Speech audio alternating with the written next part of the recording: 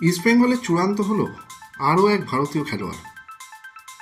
চলতি মরশুমে অন্তিম মুহূর্তে এসে বেশ জ্বলে উঠেছে লাল হলুদ ব্রিগেড।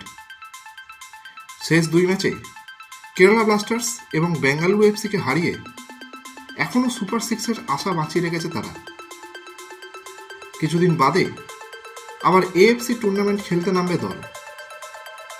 তাই সময় থাকতেই দলের খামতিগুলো মিটিয়ে নিতে চাইছে লাল হলুদ ম্যানেজমেন্ট। সূত্রের খবর, নতুন মরশুম শুরুর আগেই হায়দ্রাবাদ এফসি থেকে 21 বছর বয়সী মিডফিল্ডার মার্ক জোথানপুরিয়াকে সই করিয়ে নিল ইস্টবেঙ্গল।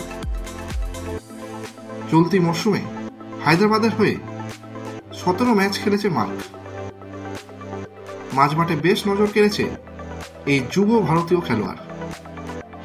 তাই তার সাথে দীর্ঘমেয়াদী চুক্তি করার সিদ্ধান্ত ইস্টবেঙ্গল ম্যানেজমেন্টের।